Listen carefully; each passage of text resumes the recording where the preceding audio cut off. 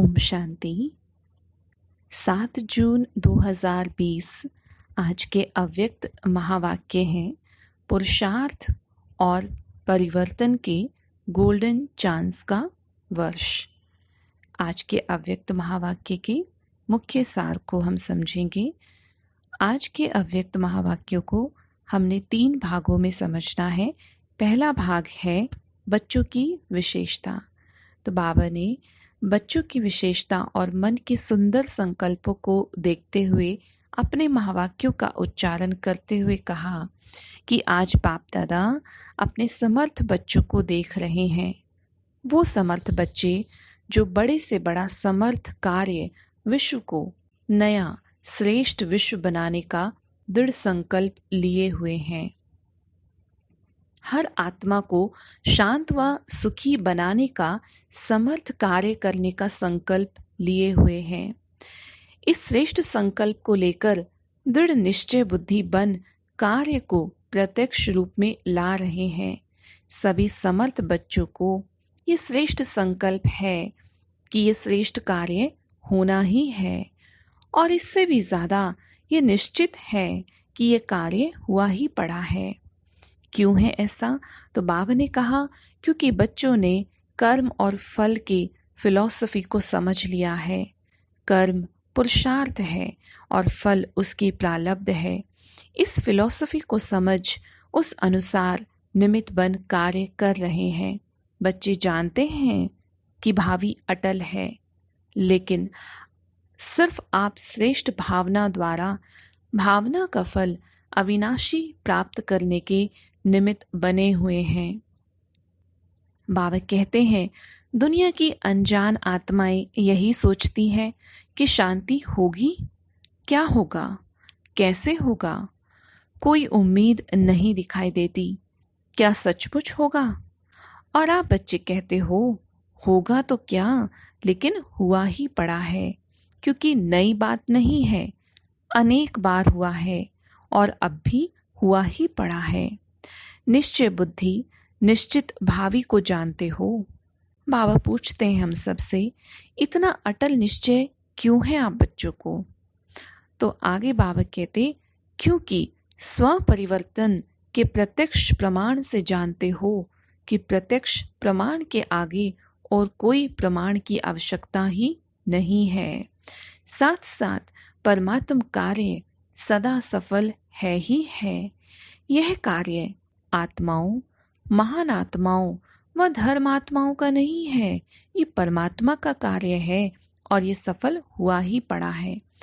इतना निश्चय है और इसलिए निश्चित भविष्य को जानने के कारण आप निश्चिंत आत्माएं हो।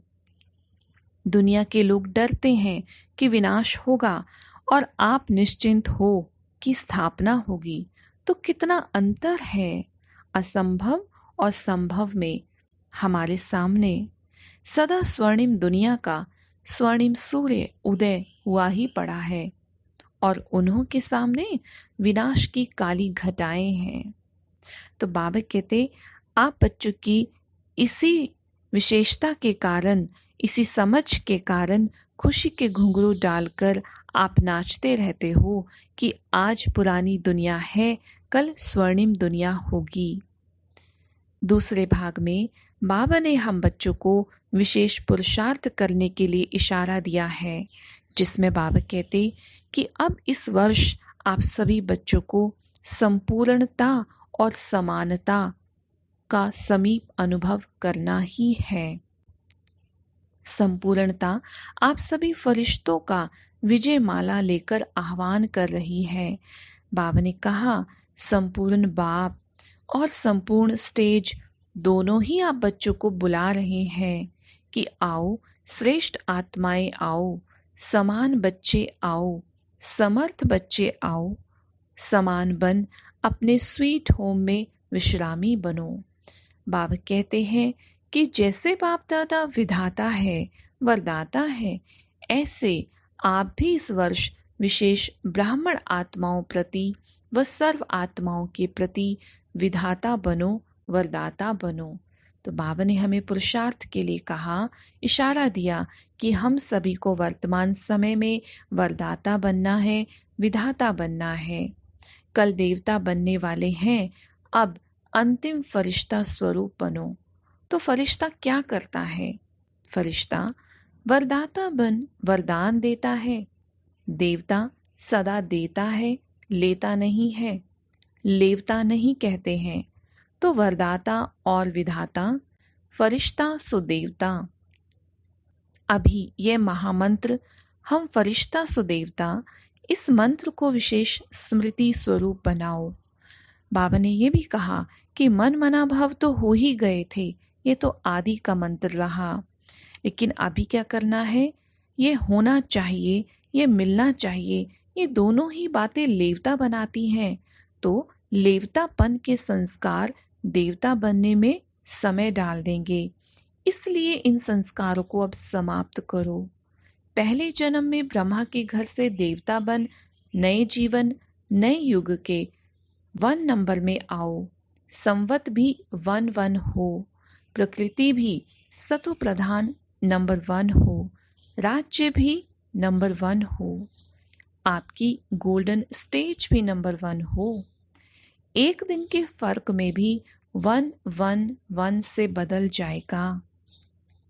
अभी से फरिश्ता सो देवता बनने के लिए बहुत काल के संस्कार प्रैक्टिकल कर्म में इमर्ज करो, क्योंकि बहुत काल का जो गायन है वह बहुत काल की सीमा अब समाप्त हो रही है, उसकी डेट नहीं गिनती करो। तो बाबा ने हमें दूसरे भाग में ये समझाया कि हमें विशेष वर्तमान समय किस पुरुषार्थ की आवश्यकता है। अब तीसरे भाग में बाबा हमें समझाते हैं अटेंशन देने योग्य बातें, ध्यान पूर्वक धारण करने योग्य और समझने योग्य बातें।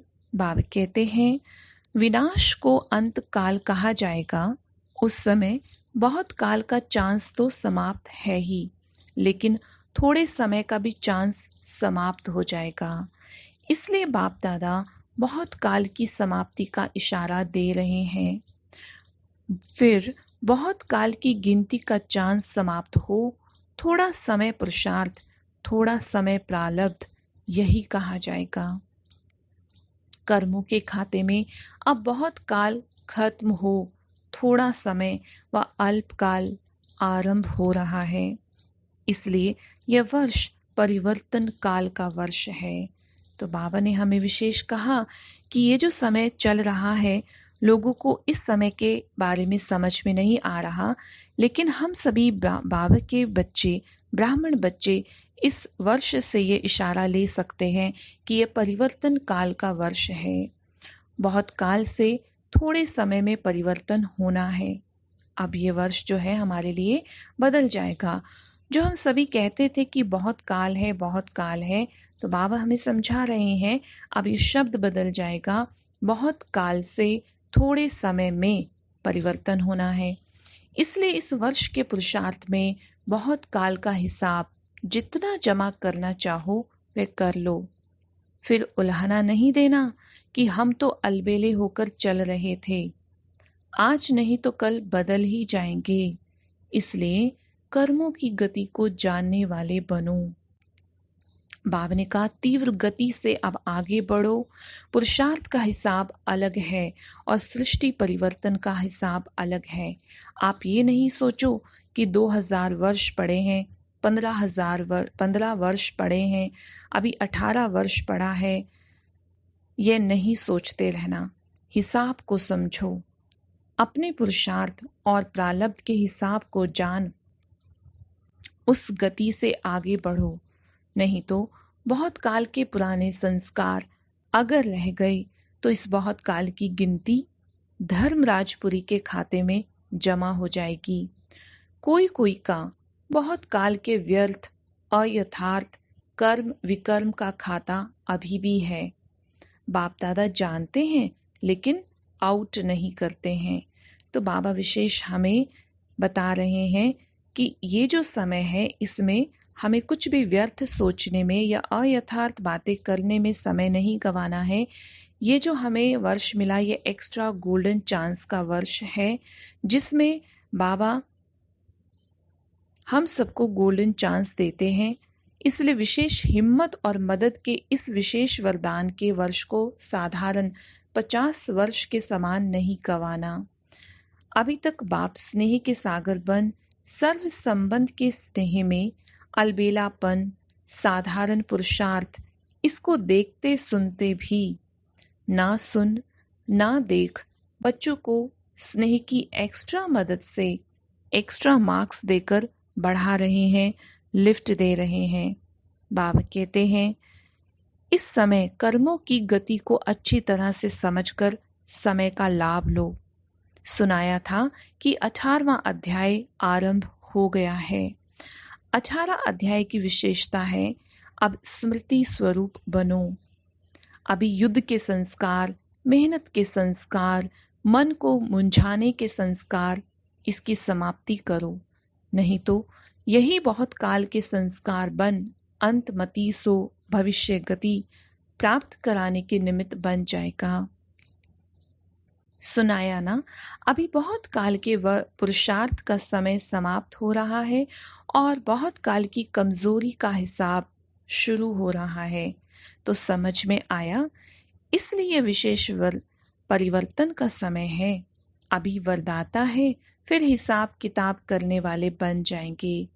अभी सिर्फ स्नेह का हिसाब है। तो हमें क्या करना है? स्मृति स्वरूप बनना है। स्मृति स्वरूप स्वतः ही नष्टो मोहा बना ही देगा। बाबा समझाते हैं अभी तो मोह की लिस्ट बड़ी लंबी हो गई है। एक स्व की प्रवृत्ति, एक दैवी परिवार की प्रवृत्ति, सेवा की प्रवृत्ति, हद के प्राप्तियों की प्रवृत्ति, इन सभी से नष्टो मोहा अर्थात न्यारा बन प्यारा बनो। मैंपन अर्थात मोह, इससे नष्टो मोहा बनो। तब बहुत काल के पुरुषार्थ से बहुत काल के प्रारब्ध की प्राप्ति के अधिकारी बनेंगे। बाबा हमें कहते हैं वैसे तो एक एक प्रवृत्ति से निवृत्त होने का राज भी अच्छी तरह से आप बच्चे जानते हो, भाषण भी अच्छा करते हो, लेकिन अभी इन सब से निवृत्त हो हमें नष्टो मोहा बनना है। अच्छा, सदा श्रेष्ठ कर्मों के प्राप्ति की गति को जानने वाले, सदा बहुत काल के तीव्र पुरुषार्थ के, श्रेष्ठ पुरुषार्थ के श्रेष्ठ संस्कार वाले, सदा स्वर्णिम युग के आदि रत्न, संगम युग के भी आदि रत्न, स्वर्णिम युग के भी आदि रत्न, ऐसे आदि देव के समान बच्चों को आदि बाप, अनादि बाप की सदा आदि बनने की श्रेष्ठ वरदानी याद प्यार और साथ साथ सेवाधारी बाप की नमस्ते। बाबा ने आज बच्चों को विशेष वरदान दिया, वह ड्रामा वह की स्मृति से अनेकों की सेवा करने वाले सदा खुशनुमा भव। बाबा ने वरदान का अर्थ समझाते हुए कहा कि वर्तमान समय कल्याणकारी युग है। इसके अंदर जो भी दृश्य आता है उसमें कल्याण भरा हुआ है। आप बच्चे स्मृति रखें वह ड्रामा वह, तो कभी भी घबराएंगे ही नहीं। वर्तमान में भले ही इस बात में कल्याण ना दिखाई दे, लेकिन भविष्य में कल्याण समाया हुआ है और वो कल्याण प्रत्यक्ष हो जाएगा। तो वह ड्रामा वह की स्मृति से सदा खुशनुमा रहेंगे। पुरुषार्थ में भी कभी उदासी नहीं आएगी। तो स्वतः ही आप द्वारा अनेकों की सेवा होती रहेगी। बाबा ने आज स्लोगन दिया है, शांति की शक्ति ही मनसा सेवा का सहज साधन है। जहाँ शांति की शक्ति है वहाँ संतुष्टता है। अच्छा, ओम शांति।